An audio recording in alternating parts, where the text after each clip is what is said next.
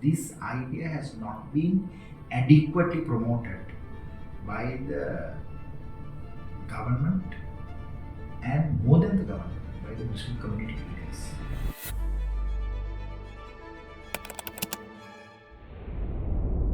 Since the Easter Sunday attack, Sri Lankans have been arrested in a number of countries. Number one, there's a Sri Lankan terrorist cell. In fact, it was led by a woman who is connected to Easter Sunday attack. She was arrested in UAE. And that is the network that is related to Fatima Jifri, who is the woman who was pregnant and with 2 children she committed suicide.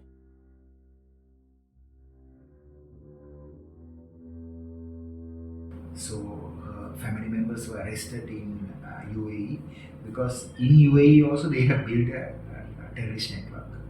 Another arrest is in New Zealand. A Sri Lankan from Kathankudi went and used a knife and killed a number of people in one of the malls. The attack by a Sri Lankan national at a supermarket in New Zealand has left the entire country shocked. This individual was said to be some kind of an ISIS ideology supporter who ended up stabbing nearly about 7 individuals. Then we also had another Sri Lankan who went and did attacks in the UK.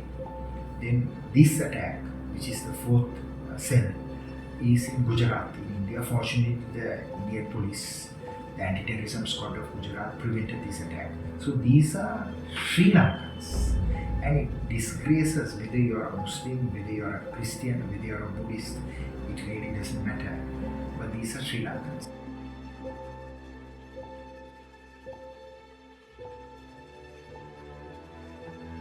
Sri Lanka will get a very bad name, bad reputation now, not only for not disrupting the Easter Sunday terrorist attack in Sri Lanka, right? But they will get a bad name also for not addressing this issue.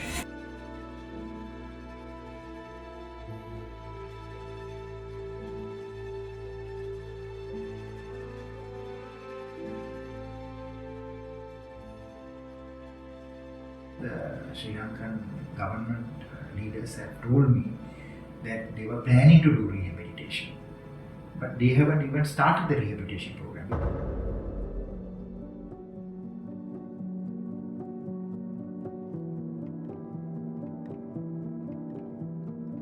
Usually when there's a terrorist attack, governments act intelligently.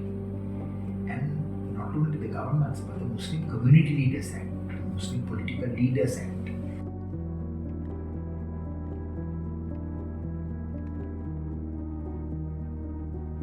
So we have very poorly educated Muslim leaders, or Muslim leaders that have personal and political motives for not addressing the community radicalization that is going on.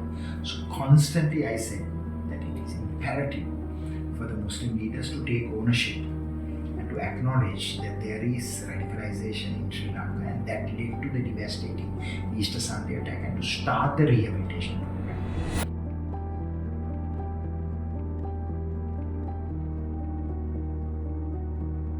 But 4 organizations filed cases and disrupted the terrorist rehabilitation program. So I feel very disappointed, and I also feel very ashamed because Sri Lanka built one of the world's best rehabilitation programs for the Tamil Tigers.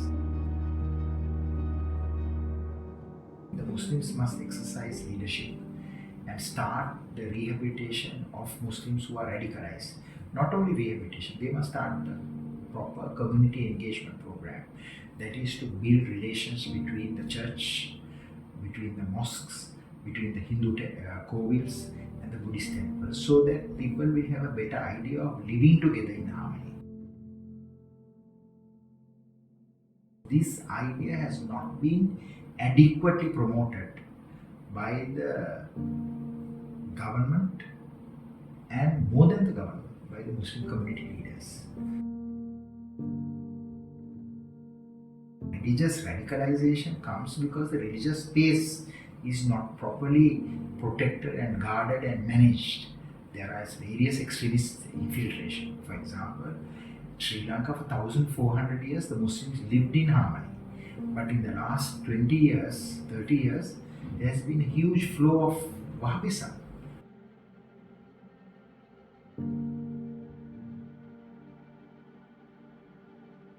This is not a Muslim country. There are Muslims living in this country.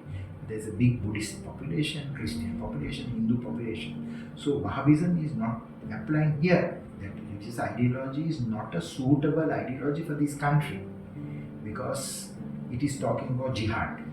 It is talking about establishing an Islamic state. None of that is applicable in a country where there is a multi-ethnic and a multi-religious population. So Muslim leaders must understand this fact and work with all communities and have appropriate ideologies for the Muslim communities. They can't bring in these foreign ideologies and ruin the religious space in this country.